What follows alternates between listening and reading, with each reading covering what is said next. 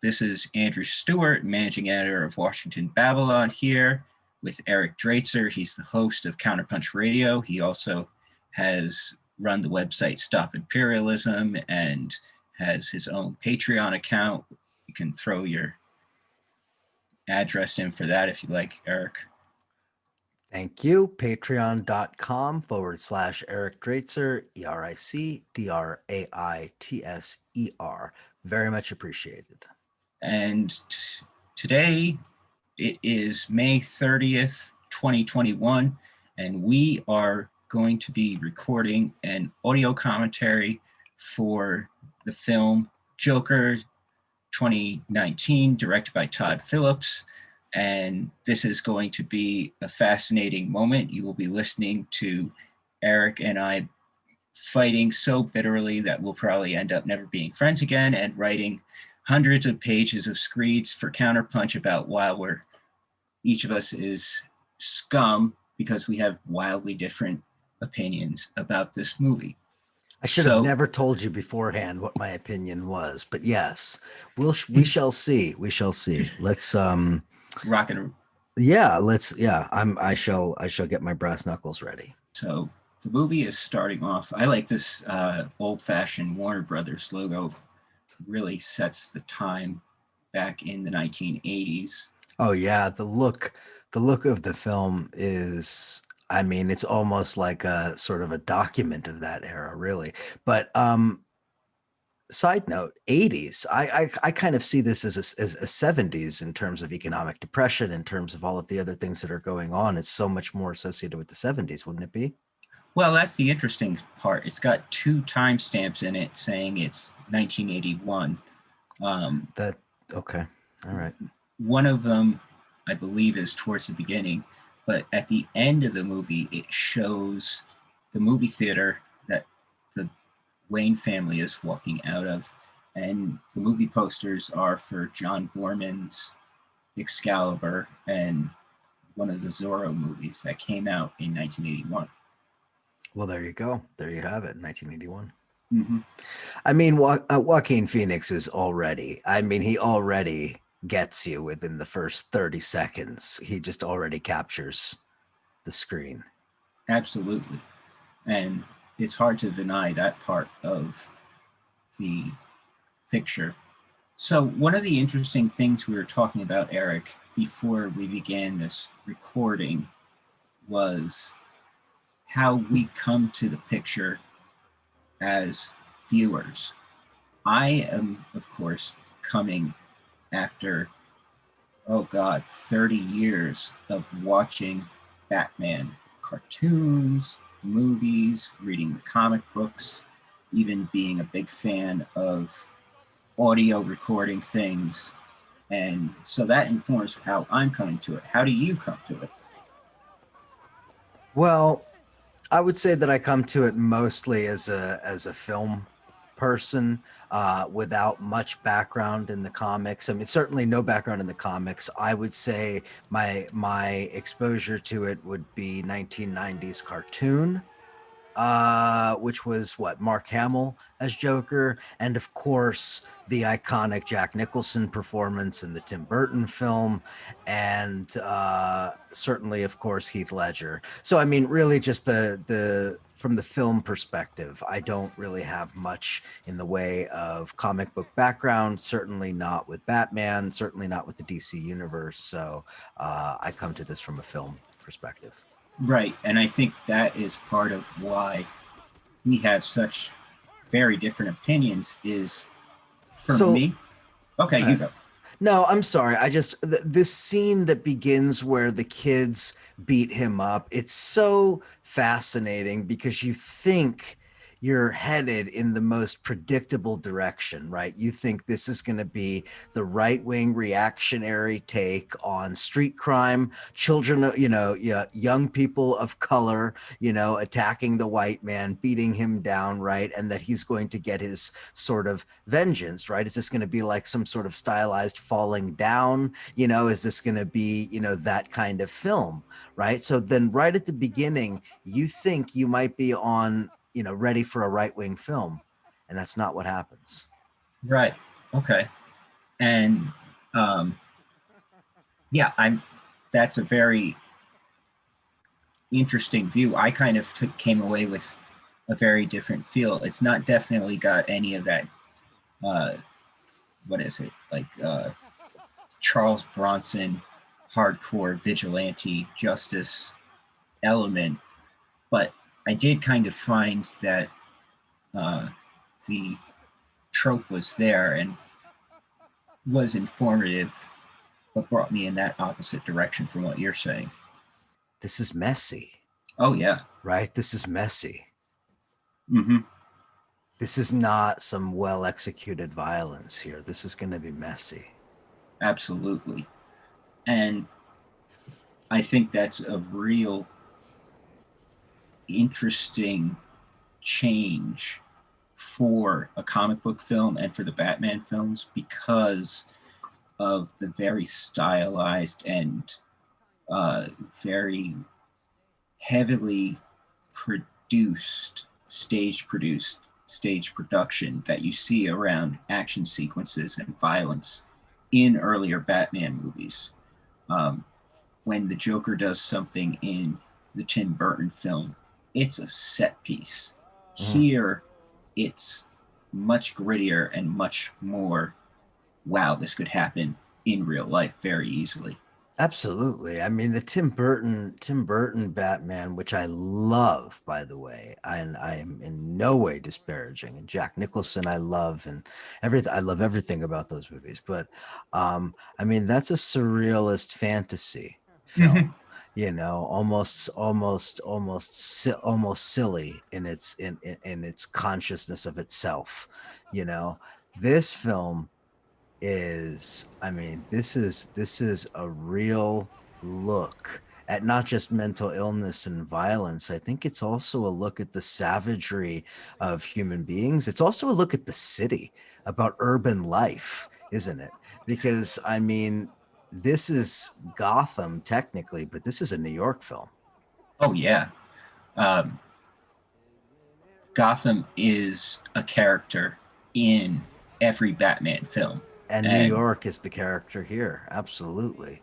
I mean, everything from, well, I mean, this scene is a perfect example. I mean, the nature of the subway in 1981 lends itself to this very sort of, I don't know, eerie kind of background for this scene. Yeah. And we just missed it, but I think that scene with the way the woman was being harassed and the way this scene is executed, it shows something really brilliant about the social codes that preserve sexism and misogyny. Yeah, but it also, I mean, I don't mean to take away from that. I agree 100%, but look at who's perpetrating the violence here. Absolutely. It's Wall Street. Absolutely. It's not, I mean, these aren't, you know, black and Puerto Rican street thugs. These are white dudes in suits coming from the bar on a Friday night after a hard week on Wall Street. Absolutely. And I love that part as well. The sociopathy of the financial sector, brilliant. And what is it doing to the working man? It's quite literally beating it down until he shoots them in the fucking chest. Yeah. That moment is pure brilliance. Look at this. Look at the terror on this guy after all of that. I love the lighting in this scene. Oh, yeah. It's good. It's like Saw. Yep. They shot this like Saw or Silence of the Lambs. This is horror film lighting and staging at its best.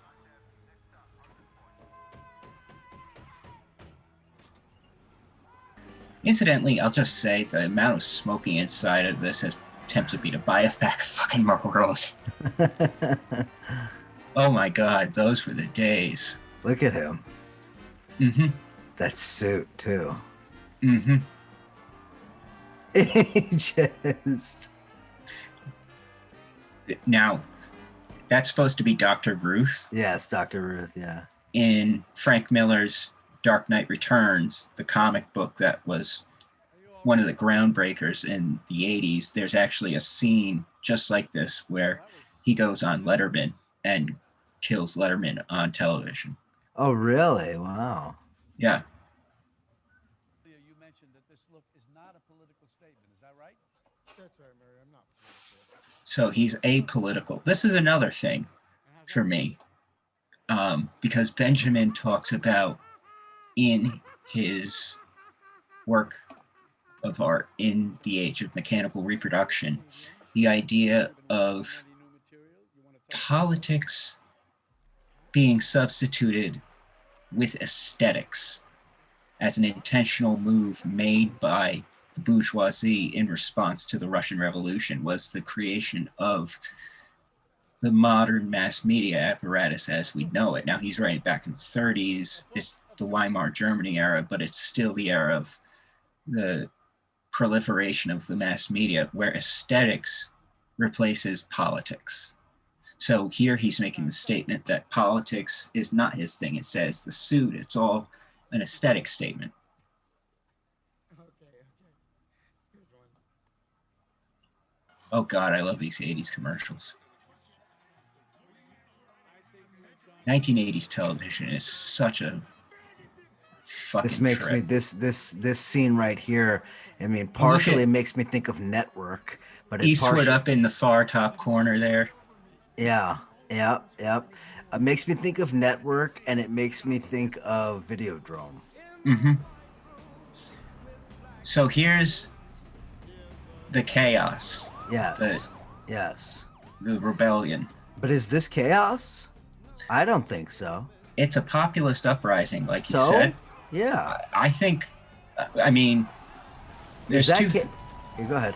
So this is where Benjamin's reading is really influential for me, because Benjamin makes the point that the replacement of politics with aesthetics as presented in mass media and culture is the antecedent of fascism, because he says the proletariat has every right to desire the change of property relations, but instead capitalism suggests just a change in aesthetics, and that change of aesthetics leads ultimately to the strongman figure, to the Führerprinzip, to the idea of the need to eliminate the existing liberal democratic order, but not the existing nature of property relations. So what is going to be the ultimate outcome of this rebellion, this revolt? That's where I come to it as the Batman fan and say, okay, Joker is not the proletarian revolutionary leader. He is not a Lenin or a Trotsky or Rosa Luxemburg. The sequel, which all of us have seen, is he is a gang leader with a bunch of thugs who's just kind of reigning chaos, but he is not looking to alter capitalist property relations. I'm not sure because number one, like I said, by the way, look at how they handle him here. Is he Christ? And That's yeah. This is the Pietà, isn't it? Oh yeah. I mean, this is the what do you call it? The deposition. This is Roger van der Weiden's deposition triptych. You know, it's very much Mary Magdalene and whomever, tending his wounds, right? Oh yeah, there's plenty of Italian statuary that jumps out to my mind as well. I think it was either Michelangelo. But so I'm gonna say this. I don't have that reading. I understand what you're saying about Benjamin and so forth. However, I would say that number one, I don't see this as chaos, right? Because chaos, in my opinion, by the way, this part kind of bothers me. Like, why would Thomas Wayne just be walking out into this violence with his family? You know what I mean? This dude would have security and so forth. But anyway, that's a minor point. That there is an expropriation happening here, I believe.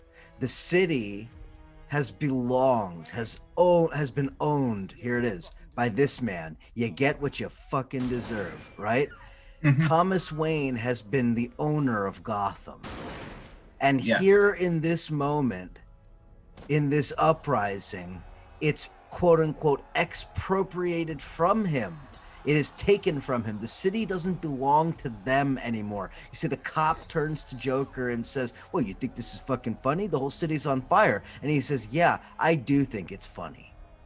Right. You know, because what I think is happening is they are, in a sense, you know, and this gets into sort of, you know, some of that stuff that we were talking about earlier. I mean, they are sort of reclaiming their own agency here, right? Taking it away from the ownership class. Yeah. Even if, as you correctly note, you know, this is not, you know, the true revolutionary figure. This is almost, if you want to call it, the living martyr. Right. Oh God, I love this scene. This is great. I mean, But they cheer him on. But think about it. Think about it. Do you really see? This is what I'm trying to say. Do you really think it wouldn't be that way? well, here's the thing. Benjamin has another great line that Slavoj Žižek has constantly been repeating for the past 15 years. Every fascism is the instance of a failed revolution. I think that speaks to the populist uprising that took place first around Sanders, but then very quickly mutated in some sectors around Trump. I think it speaks to the way that the Tea Party mutated into such a vile thing. I love this, though. Oh my This God, is yeah. so beautiful. Yeah. With his blood. And the imagery, I mean, we just kind of skipped over it. Bruce Wayne being there and getting splashed in the face with the blood of his parents. That's a baptism in violence. Yes. And that is the birth of Batman. And again, we've seen it now 5 different times. There's been 5 different Batman movies with Joker. And almost all of them, 5 or 6 actually, and almost all of them somehow reference the origins of Batman. So I don't see it. I guess I have a more positive view.